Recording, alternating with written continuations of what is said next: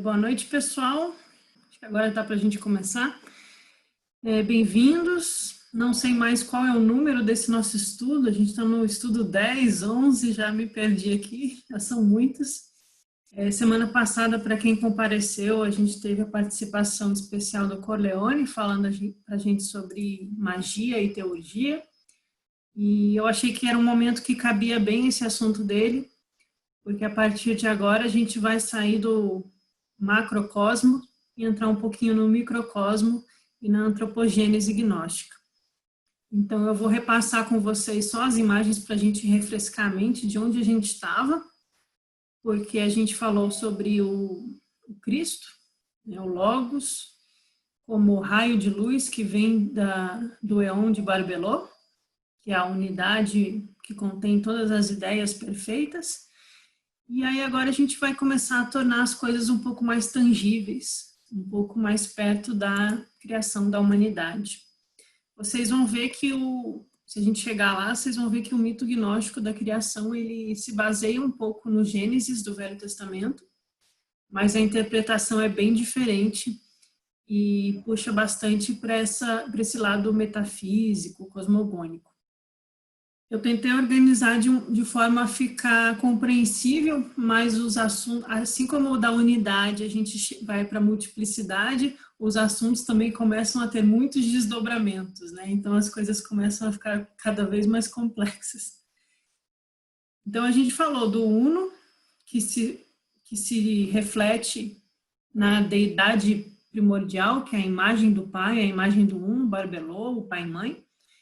E a partir de um olhar que penetra na Pai e Mãe, que é o útero, o Espírito Universal, surge o Cristo como a centelha divina, a centelha de luz, o raio de luz, o Filho autogerado, o Filho único do Pai. E aí nós teremos, então, as três instâncias gnósticas, né? A primeira instância, a segunda e a terceira. Na terceira, a gente vai ter a imagem do Adão espiritual, o Pigera-Adamas, o primeiro Adão. Aqui ainda não tem nada a ver com Adão e Eva, tá? É outra coisa. É no sentido da imagem do homem divino. E nós também teremos os 12 eons, as 4 luzes e os 12 eons, sendo que o último é Sofia. Então agora a gente vai partir daqui.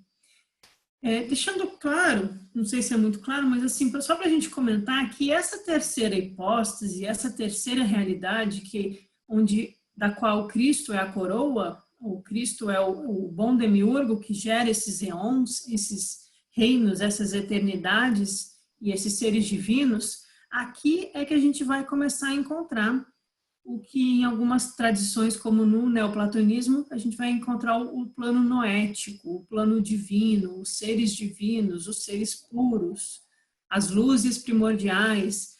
Aqui já vai começando uma diferenciação do uno mesmo, porque a segunda hipóstase de Barbelô, ela ainda é una. Ela é como tal, ela contém em si todas as coisas, mas ela é una. Então, é a partir da terceira que realmente vai surgindo todos aqueles escalonamentos de seres, de graus, de níveis espirituais elevados. E é aqui que a gente vai trabalhar com o que o Corleone chamou de teurgia. O teurgo, ele está trabalhando com as forças desse terceiro círculo. Tá bom? Só para a gente ter isso em mente. E aí, lembrando que esses 12 eons, eles vão ser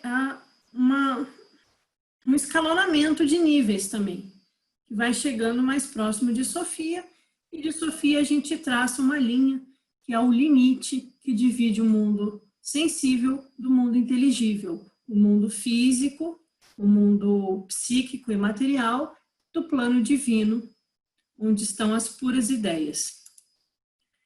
A gente viu alguns trechos de alguns evangelhos, e e a gente passou pelas ideias que relacionam o Christos ou o Logos com essa primeira luz ou esse autogerado, que na tradição do orfismo, dos hinos órficos gregos, tem essa imagem do autofanes, do protofanes, a primeira luz, que tem essa imagem angelical de um ser andrógeno que tem asas, que tem um bastão, que está relacionado aos 12 signos zodiacais, né? O Cristo tem os 12 eons também. Então, a gente vai encontrando no mundo antigo alguns desses paralelos. Esses paralelos também vão ser traçados com a sabedoria divina, a serpente, a Ofis. Por isso, os discípulos de Jesus vão ser chamados pela patrística e pela Blavatsky, pelo Midi, de Ofitas, né? Ofitas são os seguidores da serpente. Cristo representa a serpente de sabedoria. E a gente vai encontrar essa imagem da serpente coroada na imagem do Agato Daimon, essa luz divina, o bom daimon, a luz boa divina que habita em todos nós, que também é relacionado a Serapis. Eu não estou dizendo que tudo é a mesma coisa, mas nesse grau da terceira realidade, da terceira hipóstase, a gente vai encontrar esses deuses solares, esses raios de luz, de sabedoria que vêm em direção ao mundo. E isso vai ser relacionado ao Christos e ao Logos. E é esse fogo Logos que o Alberto Brum vai tratar no livro Mistério da Ética. É justamente esse Christus, essa centelha divina, que nos conduz a uma vida ética, verdadeiramente ética, porque agimos a partir da nossa luz interior e não por causa de uma convenção externa, cultural e moral. Então, hoje, a gente vai ver mais uns trechinhos de apócrifos gnósticos e começar a conhecer um pouco a Sofia e o que acontece agora para baixo do limite para o mundo sensível. Então, esse texto aqui ele se chama Eugnosto, ou Bem-aventurado, e também é chamado de Sofia de Jesus o Cristo. Na verdade, são dois textos da descoberta gnóstica de Nag Hammadi, mas eles são praticamente idênticos. Então, a gente só vê onde está um pouco diferente, mas são textos muito semelhantes. Então, por isso ele às vezes é juntado nas traduções. Então, esse texto vai falar, por exemplo, daquele que é inefável, é imortal e eterno, não tendo nascido, não foi gerado, é inominável, é sem forma, é imperecível e não tem semelhança, é imutável, imensurável, imperecivelmente abençoado, é chamado de antepassado do universo. Quem tem ouvidos para ouvir, que ouça. Então, o antepassado do universo é o Uno, sem forma, imperecível, eterno, não nascido, não gerado. O Uno. A gente já falou bastante dele. Ora, lhes ensinei a respeito do homem imortal. Agora a gente vai para a imagem do homem, o Adão Cadmon, o homem divino. Quem conhece o Pai em pura gnoses partirá para o Pai e repousará no Pai não gerado. E ele se tornará uma luz no espírito do silêncio. Quem conhece o Filho do Homem na gnosis e no amor, que me traga um sinal, para que ele possa partir para Ugdoad. O homem imortal ele vai ser relacionado ao Eon de Barbelô, ao segundo aqui. E quem é o Filho do Homem? É o Cristo. Né? Jesus é chamado de o Filho de Deus, o Filho único. O Cristo é o Filho do Homem, desse homem que é o Eon imortal, o homem imortal. E quem conhece o Filho do Homem, conhece através da gnosis e do amor. E esse que conhece, ele é capaz de chegar na Ugdoad. A Ugdoad é um termo técnico no ensinamento gnóstico que vai se referir àquele que transcendeu os limites do aprisionamento das almas, aquele que transcendeu o demiurgo, o criador da matéria, ele deu um passo além. Então ele chegou a Ugdoad, quer dizer, ele chegou aos planos divinos.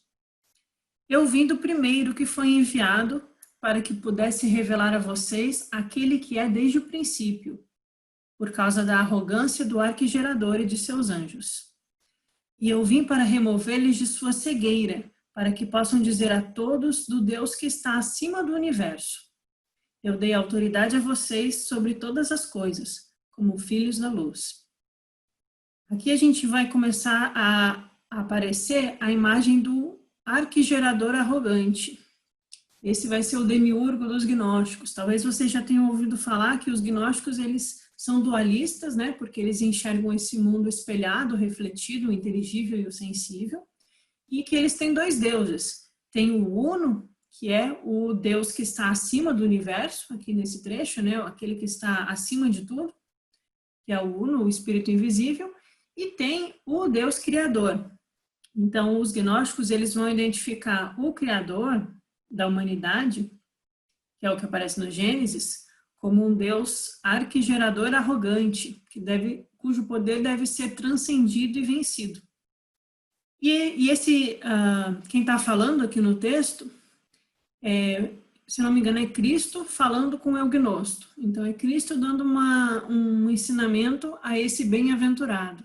Então, eu dei autoridade a vocês sobre todas as coisas como filhos da luz. Ele está identificando que existem aqueles que são chamados de filhos da luz. A gente encontra também esse termo, se vocês lembram bem, lá nos Essênios, que eles são chamados de filhos da luz, e tem o texto que é a batalha dos filhos da luz contra os filhos das trevas. Então, aqui é um texto gnóstico que a gente também encontra essa linguagem essênia. Quero que vocês saibam que o primeiro homem é chamado gerador, mente autoaperfeiçoada. Ele refletiu com a grande Sofia sua consorte e revelou o seu unigênito, o filho andrógeno. Seu nome masculino é designado primeiro gerador, filho de Deus, e seu nome feminino, primeira geradora, Sofia, mãe do universo. Alguns a chamam de amor, porém o unigênito é chamado de Cristo. Como ele tem a autoridade de seu pai, ele criou uma multidão infindável de anjos, como comitiva do Espírito e da luz. Então, aqui a gente tem a ideia do homem associado, novamente, a Barbelô. Eu não sei se vocês lembram, então, só para eu retomar, Barbelô é chamada de o homem primordial, que é o reino dos 5, que é o reino dos 10. Esse reino dos 10 é a imagem do homem primordial.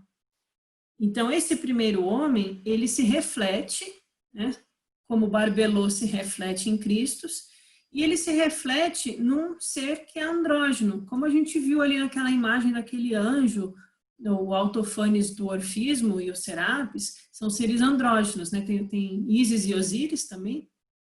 É esse parzinho agora que a gente vai encontrar. Então, no lado masculino, a gente tem o primeiro gerador, o filho do homem, Cristo, o filho de Deus, que é o unigênito, o Cristo. E no lado feminino, a gente tem Sofia, a mãe do universo. A gente vai ver que os gnósticos trabalham com essa ideia de uma Sofia que tem 3 formas. Existe a Sofia mais divina e existe a Sofia que representa a alma prostituída. E no meio termo, a Sofia, que é a consorte de Cristo. E esses dois juntos formam a luz da terceira hipóstase, da terceira realidade. E é esses que juntos vão criar essa multidão infindável de anjos, né? Então, os eons, os 12 eons, os anjos, os seres divinos. Talvez aqui a gente possa falar os Arupas Devas e os Rupas Devas, né? Eu não sei onde eles estariam aqui, mas é nesse grau bem, bem elevado que a gente está trabalhando aqui com os gnósticos também. E isso vai formar uma comitiva de espíritos da luz. Essa comitiva que vai acompanhar as almas que estão no processo de ascensão de volta ao reino do Pai, de volta à contemplação do Uno. E isso vai representar o caminho iniciatório dos gnósticos, a senda espiritual dos gnósticos, é a partir do entendimento dessas 3 hipóstases. Aqui a gente tem outro texto gnóstico chamado Os Ostrianos, que é um texto que foi lido e debatido na escola de Plotino. Então, ele é um texto conhecido, que circulava lá pelo ano 180, ano 200 DC, um texto muito antigo. E também vai falar desse primeiro homem e desse autógenes, que é o Logos, o Cristo. Então, Adamas, o homem perfeito, é um olho do autógeno. É sua gnosis que compreende que o divino autógeno é um Logos da mente perfeita da verdade. Os eons do autógeno abriram e uma grande luz veio dos eons. Então, a gente está trabalhando com as luzes aqui, né? As luzes dos eons. Então, ele existe como um que é perfeito. Portanto, ele existe como um perfeito porque é indivisível de sua própria região, pois nada existe antes dele, exceto a perfeita unidade. Então, antes do Cristo, só existe a unidade, porque Barbelô é a imagem do um. Nada existe antes do autógeno, só a perfeita unidade, e por isso ele é a coroa de todos os éons. Quando o não gerado veio à existência, seus poderes permaneceram. Há uma essência incorpórea com um corpo imperecível. O imutável está em quem de fato existe. O texto está cheio de buracos, por isso que está assim ruim de ler. A gnoses da gnoses está lá. Então, a sabedoria secreta, o real conhecimento daquilo que é da realidade absoluta, a gnosis da gnosis, está lá, com o Christus autógeno. A verdadeira luz está lá, também iluminando as trevas. Quando eu novamente voltei para os éons do autógeno, e aí percebam que aqui é um caminho de ascensão espiritual. Quando eu voltei para os éons do autógeno, então é alguém que fez o processo de ascensão. Recebi uma imagem verdadeira, pura, contudo sutil para o mundo perecível. Desci para os éons que são cópias e vim aqui para a terra etérea. Então a gente está falando de uma imagem sutil, dos planos mais sutis e mais divinos. E essa luz, né, aqui provavelmente é Cristo falando, ele está no éon do autógeno, mas ele também desce para os éons que são cópias e vem para a Terra. Então, agora a gente vai começar a descida do Cristo. Porque Cristo é a luz que vem ao mundo, certo? É a centelha divina que ilumina todo o mundo e clama, chama pela alma para que ela possa lembrar de sua origem e fazer o caminho de ascensão. O Cristo vai gerar os 4 éons, que eu já trabalhei com vocês na outra reunião, os 4, que são as 4 luzes, que vão dar 12 no total. E desce para o mundo, como a luz que vem à Terra. Agora a gente vai trabalhar essa descida. Eu achei aqui no livro do Bentley Layton, As Escrituras Gnósticas, tem em português, um de capa preta, essa divisãozinha que eu achei fácil de visualizar. Então, essas luzes aqui são esses nomes, Armosel, Oriel, Daveitai e Elelete. E cada um contém em si 3 éons, e daí dão 12, e o último, o 12º, é a Sofia. Isso aqui é o esquema cosmológico, cosmogônico dos gnósticos. É entender isso que ajuda a gente a entender a estrutura de salvação deles e de libertação. Então, o Cristo gera as 4 luzes, que são os 12 éons. Beleza, estou me repetindo. O que a gente precisa ver com isso? O que essas luzes, como que cada éon representa. Lembra que eles têm qualidades?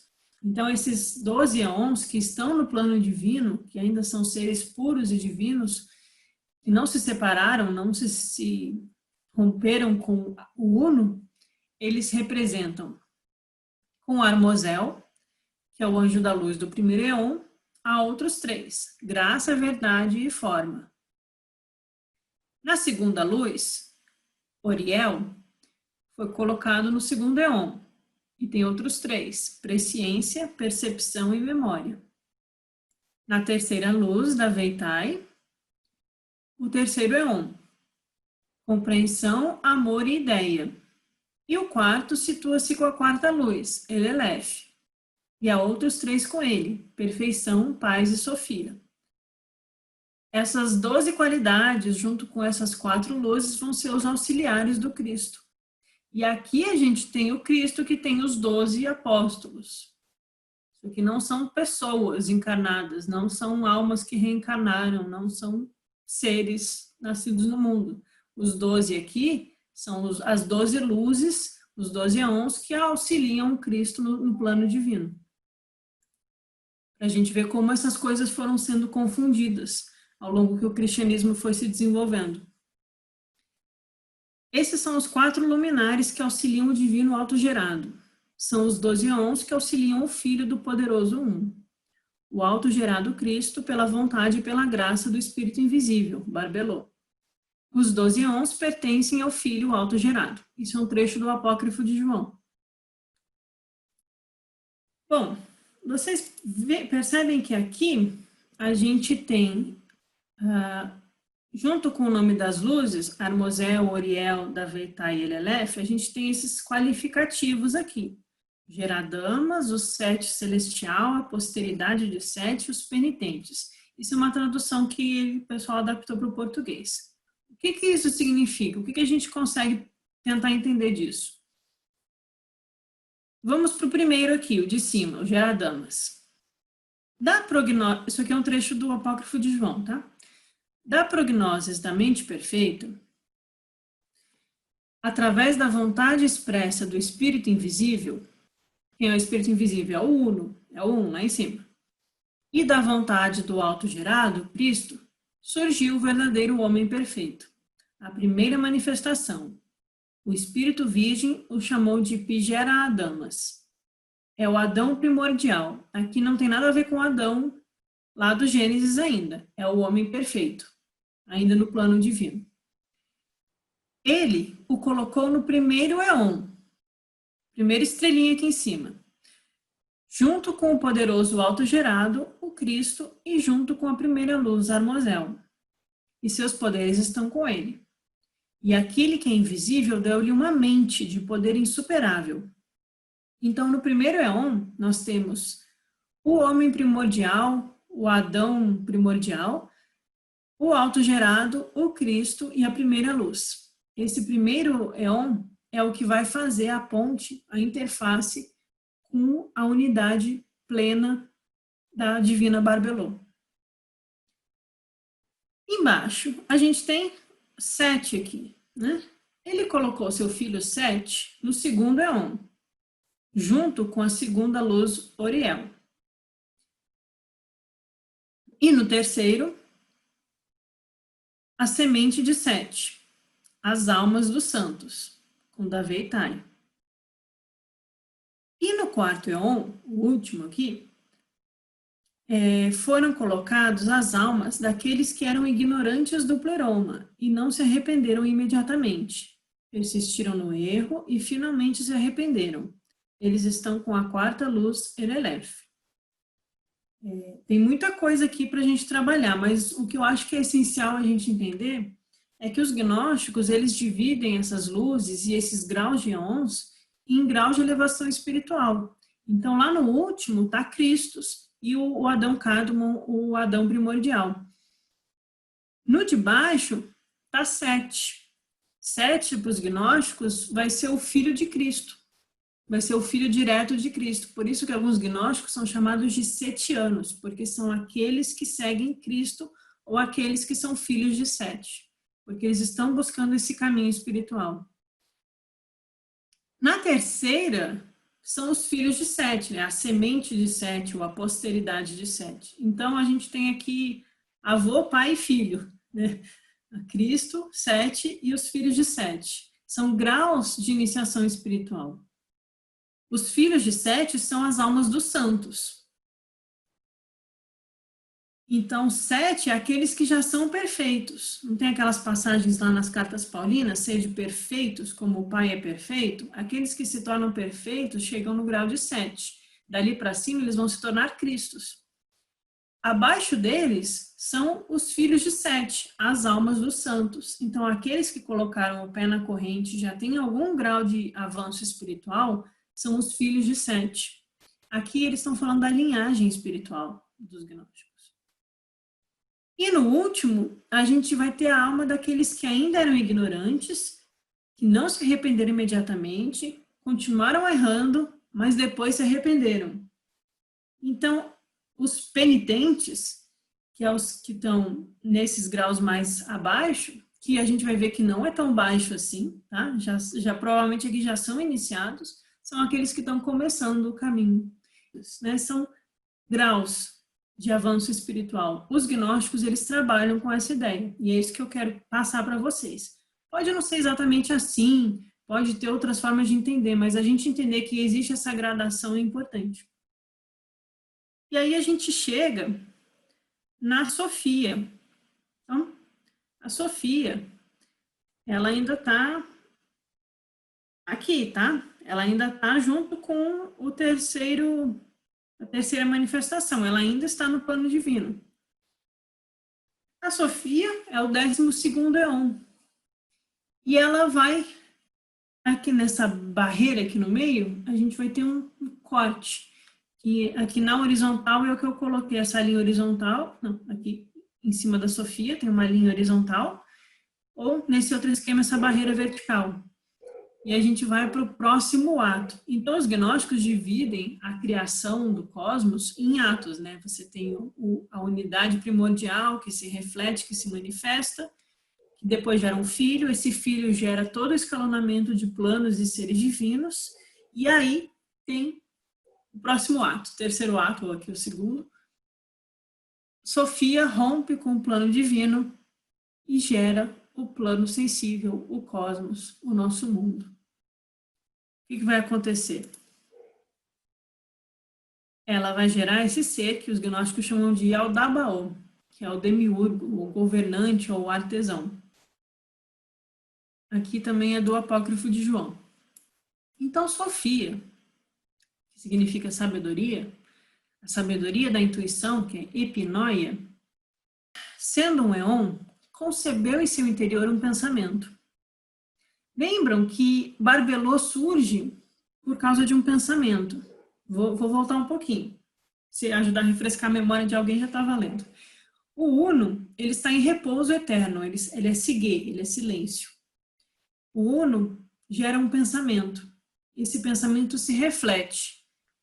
O reflexo desse pensamento é a protenoia, a primeira enóia. Enóia é pensamento. A pronoia ou protenoia é Barbelô. Ela vai ser essa grande imagem do Um.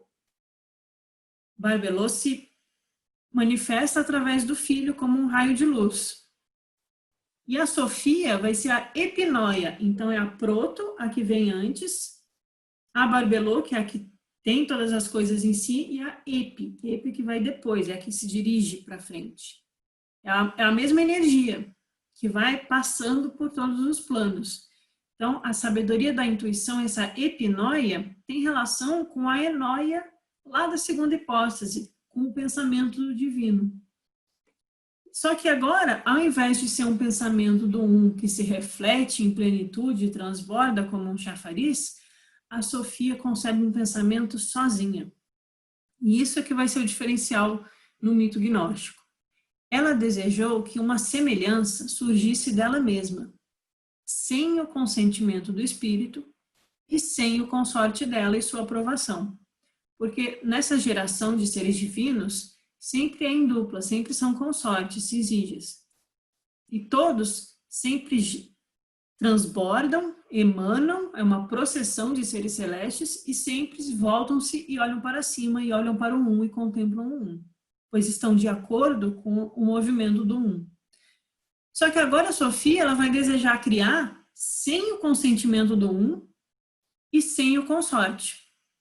Então ela rompe, ela se separa, ela gera uma vontade a partir de um desejo dela própria. Aqui é o início do processo de separação, de quebra do divino com o sensível. Então, ao invés de olhar para cima e ter o consentimento do Um, ela olha para baixo.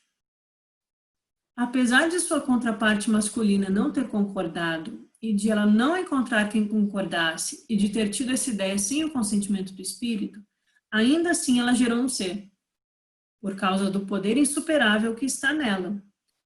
Seu pensamento não permaneceu ocioso e dela surgiu algo que era imperfeito e de aparência distinta dela, pois ela havia criado sem seu consorte. A criatura não se assemelhava à sua mãe, era disforme. Aqui nós temos a primeira criação de algo que não é plenamente perfeito, que não está de acordo com o pleroma, algo que foi rompido, quebrado, separado, dividido. É claro que isso é um mito, né? Lembra como a gente tem que estudar os mitos como algo que fala no nosso inconsciente, como símbolos. Não quer dizer que tinha uma Sofia que gerou algo. É como os gnósticos tentam explicar para a nossa mente racional esse movimento de criação, de quebra do mundo. Então aqui a gente gera a quebra e gera um ser que é imperfeito, mas ela tem o poder de criar, a Sofia, porque ela tem um poder insuperável nela mesma. Ela é um reflexo do Um. Ela é uma filha de Cristo. Ela, como um eon, ela não é um ser, ela é um eon, ela tem o poder de criar. Só que ela rompe e cria para baixo. Eu achei algumas imagens que representariam Sofia, assim, para o nosso imaginário inconsciente, né? Ela representa uma grande mãe, mas ela não é como a mãe perfeita, que é a Barbelô útero universal. Ela já é a mãe que se dirige para o mundo.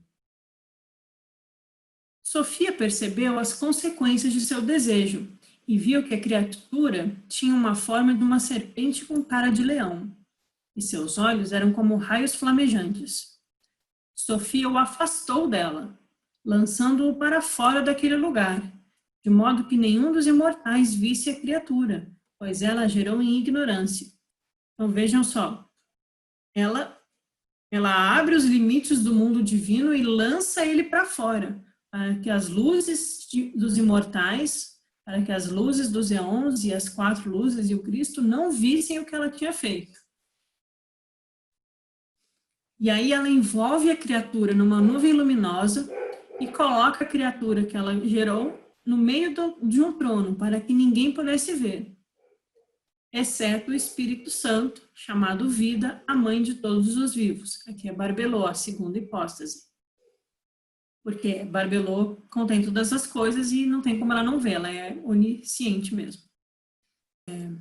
E Sofia chamou a criatura de Yaldabaoth.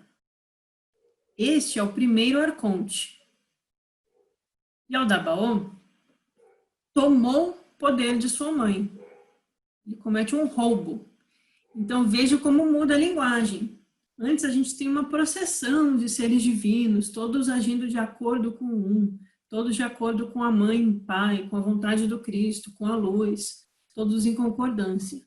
Agora a gente tem um rompimento, ela lança ele para longe dos limites do plano divino, tenta esconder ele numa nuvem, e essa criatura rouba dela parte do seu poder.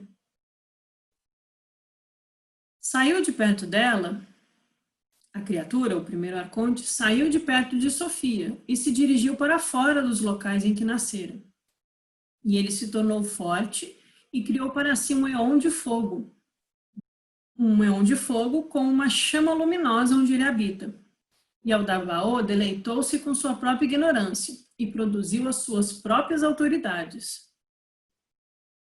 Então, assim como o Cristo tem 12 eons, o Yaldabaoth ele vai criar 12 eons. Ele vai tentar espelhar o mundo divino, mas ele é imperfeito, porque ele nasceu da separatividade. Aqui ainda no Apócrifo de João, que eu estou citando. Todos os 12 eons possuem nomes duplos. Olha que interessante. Um nome relacionado ao desejo e à raiva, e outro nome dado pela glória dos céus. Este é o nome que revela a natureza de verdade deles. Então, os eons que vão trabalhar para o demiurgo, o criador Yaldabaoth, eles vão ter nomes duplos. Um nome associado ao desejo e à raiva. Lembra até o budismo, né? São as duas falhas fundamentais ali, o desejo e a raiva. E um outro nome, que é o nome associado à sua contraparte divina. São 12 em cima e 12 embaixo. O outro nome é o nome de glória. É o nome que revela a verdadeira natureza deles. E aí a gente vai ver nos textos gnósticos que a ascensão espiritual do gnóstico, do buscador gnóstico, através das iniciações, é uma ascensão através dos portões desses regentes. E cada portão só se abre se você sabe o nome dele. Se você sabe o nome de glória daquele arconte, daquele regente, você pode passar para o próximo degrau. A gente vê isso no Apocalipse sem título, no Apocalipse de Paulo, nos Ostrianos, tem alguns textos que isso fica bem claro.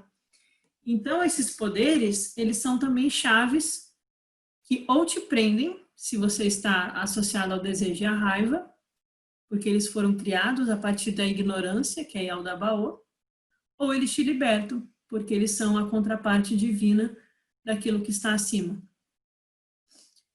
Então, Yaldabaoth, ele fez o seguinte, ele pegou esses 12 e colocou 7 regentes, 7 arcontes ou regentes, cada um para uma das 7 esferas celestes.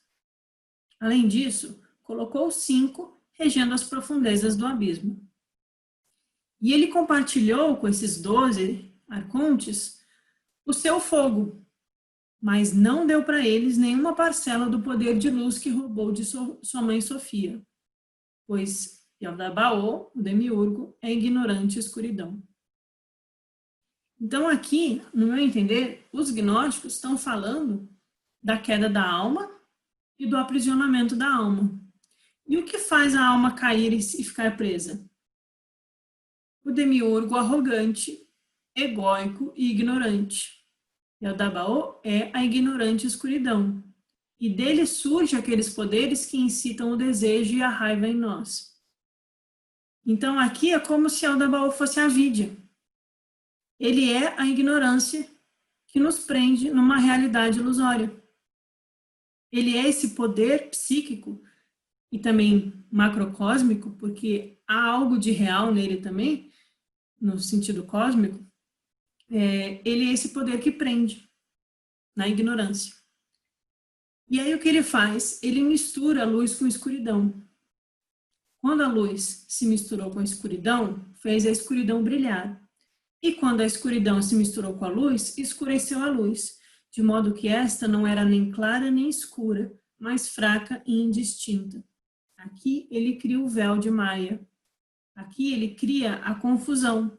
É você não conseguir distinguir a luz da escuridão, porque há uma mistura no mundo sensível, gerada pelo demiurgo ignorante, que nasceu a partir de um rompimento de Sofia com um. Então aqui nós temos a ignorância, a vidya, a separatividade, o surgimento dos kleshas, Maia, a verdade relativa. Eu enxergo os gnósticos assim, nesse momento. E aí nós temos, 7 regentes das esferas celestes e 5 regentes do abismo. O ser humano ele está entre esses. Aqui ainda no apócrifo de João. Esse lúgubre arconte, esse arconte escuro, sombrio, possui 3 nomes. Yaldabaoth, Saclas e Samael. Isso está no texto do apócrifo de João. Ele é ímpio em sua insensatez. Então ele é insensato, ele é arrogante, pois afirmou, eu sou Deus e não há nenhum outro Deus além de mim, ignorando assim a origem de sua própria força. Os arcontes criaram cada um, olha com aquilo tudo que o Corleone falou semana passada sobre os daimones, não o Logos, aqueles outros poderes e aquelas seres e devas, Rupa Devas, Janshohans, todas aquelas coisas a gente vai começar a ver aqui também. Então, cada um dos arcontes cria para si 7 poderes e 6 anjos. E eles vão se multiplicando até serem 365 anjos. Isso aqui é um ensinamento cabalista. Eles estão falando do ano solar, dos poderes que formam os poderes construtores do cosmos.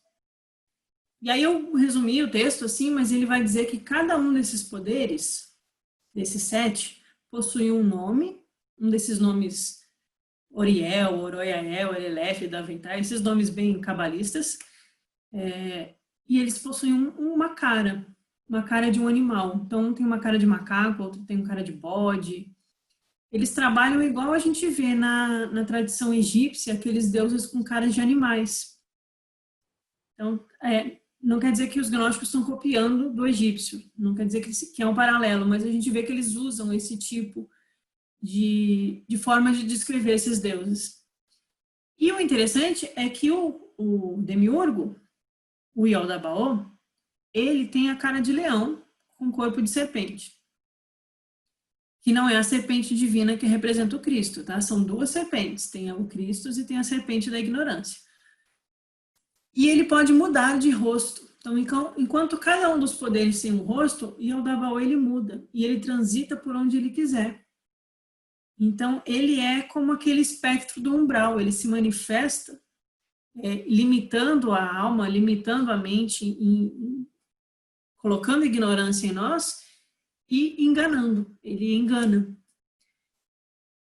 Ele compartilhou seu fogo, seu poder de fogo com os regentes. E por causa do poder glorioso que roubou, obteve da luz de sua mãe, se tornou senhor de todos eles. Por essa razão, chamou a si mesmo de Deus, e ignorou o local de onde veio, não se submetendo a este. Então, vejam só, o demiurgo gnóstico, que vai ser esse Deus do Velho Testamento, e por isso os gnósticos vão brigar com os judeus tradicionais, que devem ter ficado ofendidos, o demiurgo gnóstico, ele é um Deus menor. Ele não é o divino, ele não é a unidade, ele não é a vida una, né? Ele é um artífice que junta poderes, né? Os Elohim, os construtores, e um artífice que tem em si a ignorância da separatividade. E ele é retratado pelos gnósticos como um arrogante. Ele fala, eu sou Deus e não há nenhum além de mim. E ele ignora o local de onde ele veio. Então, aqui também está o esquecimento da alma, a ignorância sobre sua origem, sobre seu local de origem, sobre a realidade do seu eu, né? O Yaldabaoth, ele representa aqui o eu egóico, a personalidade. E esses regentes, esses 7 regentes, vão estar relacionados aos planetas. Então, a gente vê que são os poderes que regem os cosmos. Não é, os gnósticos pintam muito como mal, porque eles estão contando um mito. Talvez eles não sejam necessariamente maus, né? A gente, quando lê em outras literaturas, os espíritos construtores, eles não são maus, eles estão só continuando aquela processão necessária do universo. Mas é para deixar claro que houve esse rompimento, essa quebra, e agora existe a presença dos vícios, das paixões, do desejo, da raiva, da ignorância. Agora começam a surgir essas forças de separatividade e de ignorância. Só que, da mesma forma que eles também têm um nome de glória, um nome celeste, esses poderes também têm as virtudes atribuídas a eles. Então, eu peguei lá no texto quais eram, na tradução. São bondade, providência, divindade, senhorio, que é lordship, é um poder, né? Reinado, zelo e compreensão ou sabedoria, dependendo da tradução. Então, esses 7, eles vão representar planetas, eles vão representar vícios e forças construtoras e aprisionadoras da alma, mas eles também vão representar virtudes. E aí que eles, com as virtudes e com o nome correto, eles são chaves para degraus de iniciação. Na minha interpretação, tá? Então, eu peguei uma imagem que eu acho que exemplifica bem isso. Só que em vez de ter um deus típico aqui em cima, a gente tem uma serpente com cara de leão. Um grande arrogante que cria as esferas celestes. São os... Como é que fala no mundo antigo, quando acreditavam que a Terra era o centro do universo? Os planetas são os andantes, os vagueantes. Tem uma palavra certa para isso, eu não lembro. Mas eu acho interessante, né? As bases da astrologia também estão aqui. E no texto eles vão ser relacionados, eles vão dizer, o primeiro arconte se chama, não sei, Abel, não é Abel, tá, mas... E ele representa Júpiter. O segundo arconte é Marte, representa tal. Ah, e um detalhe. Esses nomes do Demiurgo e Yaldabaoth, Saclas e Samael, aparecem em 4 textos gnósticos diferentes. Que significa, na Cabala, Samael é o anjo cego da ignorância, ele é o veneno de Deus, ele é aquele que envenena a mente. Então, para a gente se atentar que esse nome representa realmente o inimigo dos gnósticos, né? Então, só para a gente ter aqui voltar a ver o quadro geral, para entender o que está acontecendo, né? Então, a gente vem do Barbelô, Cristo, que é a interface aqui. E Sofia, que vai ser a interface entre o demiurgo e o mundo sensível, psíquico e material, e o plano divino, que acima de Cristo é a unidade, a divindade plena. O 7 e o 5. E aí, o que o Yodha faz? Ele organiza tudo de acordo com o modelo dos primeiros eons que vieram à existência. De acordo com o modelo dos primeiros eons, isso é, os eons de cima, ele organiza tudo. Então, por isso que a gente tem aqui a ideia do reflexo, que é um ensinamento do hermetismo, né? Para que ele pudesse criá-los à semelhança daqueles que são indestrutíveis. Então, Yodha, ele organiza o cosmos, o plano sensível, de acordo com o modelo daqueles que são indestrutíveis. Não porque ele viu os indestrutíveis, porque lembra que ele ignora a sua origem. Ele não é só arrogante ou malvado, ele é tolo. Ele não sabe a sua própria origem. Por isso ele representa a ignorância. Mas ele faz isso por causa do poder que está nele. Ele pegou de sua mãe o poder, então ele tem em si a potencialidade do divino. Ele tem em si aquilo que vem do um, porque ele é filho de Sofia. Mas ele ignora isso. Mas por ter nele, ele consegue replicar. Então, quando ele cria um mundo reflexo, ele está refletindo o mundo divino. E aí ele faz um molde para o cosmos. Então, aqui eu tinha antes mostrado para vocês só o início, né? O pai desconhecido, a mãe Barbelô, o filho Autógenes, que é o Cristo. Ele é auxiliado pelas 4 luzes, Armosel, Oriel, Davete e Lelete. E aí surgem os 7 arcontes. Aqui tem os nomes, mas olha como é complicado. Tem o Yodha, o Eloai, o Astafai, o Iaô, o Sabaô, o Adonim, ou Adonai, e o Sabed. E os 12 eons. Também são muitos nomes aqui diferentes. Depois a gente tem 72 luminares e 360 luminares e o abismo. Então, as coisas vão se multiplicando. Da unidade vem a multiplicidade e os seres, quanto mais se afastam da unidade, mais presos na ignorância eles estão. Quanto mais se afasta da unidade, menos eles são, menos representam virtudes e mais incitam paixões. Mas também são seres construtores da matéria cega, né? E dos 4 elementos. Isso vai ser falado também nos textos gnósticos.